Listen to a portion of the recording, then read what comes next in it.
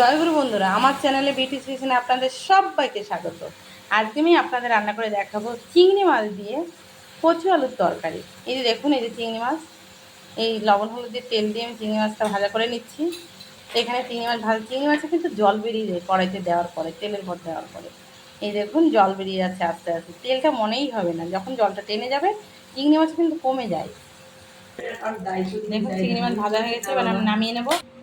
দেখুন বন্ধুরা, এই যে আমি আলু কেটে নিয়েছি, আর এই যে কচুটাকে কিন্তু সিদ্ধ করে নেবেন, এটা ঘট কচু।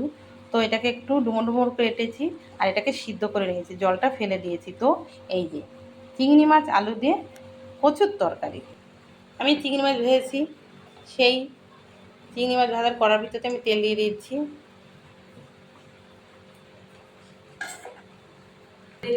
তেল গরম হয়ে গেছে, এবার আমি কচু দিয়ে নিয়েছি। আমি কচুটাকে একটু ভেজে নেব। আপনারাও কিন্তু এবার একটু তেলে ভেজে নেবেন, যেহেতু কচুর ভিতরে একটা জল থাকে, সেই জলটা টেনে গেলে তারপরে ঝোল দিলেই টেস্ট হয় তরকারি খেতে। তো এই যে এবার ভেজে নেব। আজকে আমি ছোট্ট কড়াইতে বসিয়েছি রান্নাটা। দিয়েছি হলুদ, পরিমাণ মতো হলুদ দিয়ে দিচ্ছি।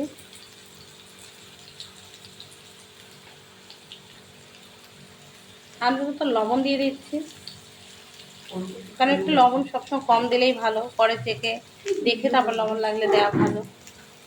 দেখুন কি সুন্দরভাবে হলুদ দেওয়ার পরে কচুটা কি সুন্দর দেখলে। এবার আলু দেওয়া হচ্ছে, আলু দিয়ে কচু আলুর সাথে সুন্দরভাবে নেড়ে চেড়ে তারপরে আমি জল দিয়ে দেবো। এবার একটু নেড়ে চেড়ে নেব। দেখুন বন্ধুরা, এই যে এভাবে সুন্দর, দেখুন দেখতে কি ভালো লাগে, তবে যেন খেতে এভাবে স্বাদ হবে। যখনই এর ভিতরে চিংড়ি মাছ পড়বে তখন তো ভীষণ ভীষণ ভালো লাগে। কচু দিয়ে চিংড়ি মাছ আলু দিয়ে আমি হামানদিস্তে কাঁচা লঙ্কা থেতো করে নিয়েছি, কাঁচা লঙ্কাটা দিয়েছি হামানদিস্তে থেকে। দেখুন এভাবে একটু কাঁচা লঙ্কা থেতো করে দিলে তরকারি স্বাদ হয় আলাদা। এবার এভাবে লঙ্কার সঙ্গে সুন্দর করে কচু আলু দিয়ে সুন্দর করে মিশিয়ে নেব।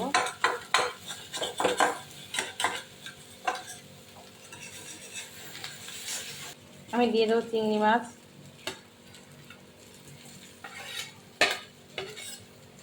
এবার দিয়ে নেড়ে চেড়ে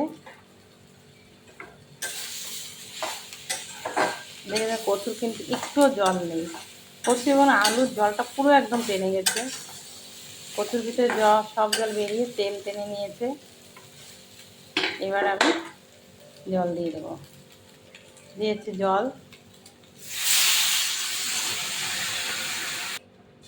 এই যে জল দিয়ে দিয়েছি কচুতে, দেখুন এবার জাল হবে।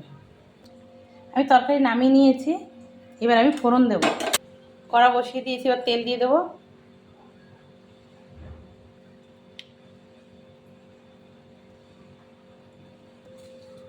তেল দিয়ে দিয়েছি, এবার দিয়ে দেবো আমি তেজপাতা, শুকনো লঙ্কা, জিরে ফোড়নে দেবো।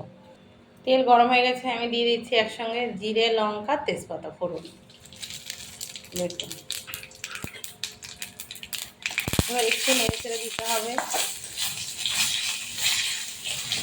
যাতে একটু লাল হয়ে আসে জিরে, লঙ্কা, তেজপাতাটা।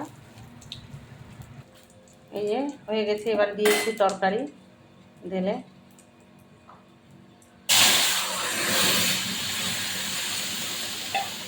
দেখেছেন কি সুন্দর টকভাবে ফুটে উঠেছে ফোড়নে।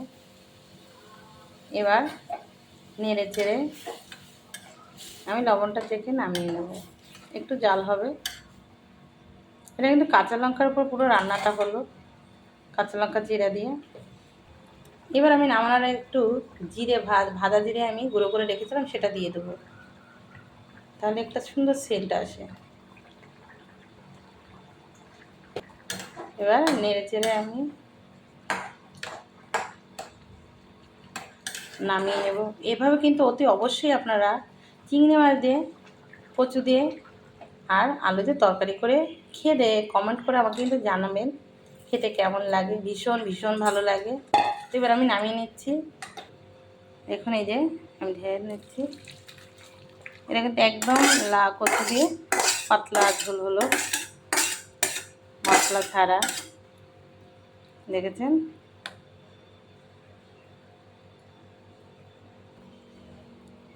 তো দেখুন কচু দিয়ে চিংড়ি মাছ দিয়ে তরকারি। তো আমার এই রেসিপিটা যদি ভালো লেগে থাকে তাহলে please please please like share comment করতে কিন্তু ভুল করবেন না, সাবস্ক্রাইবটা করে দেবেন। জয় গুরু।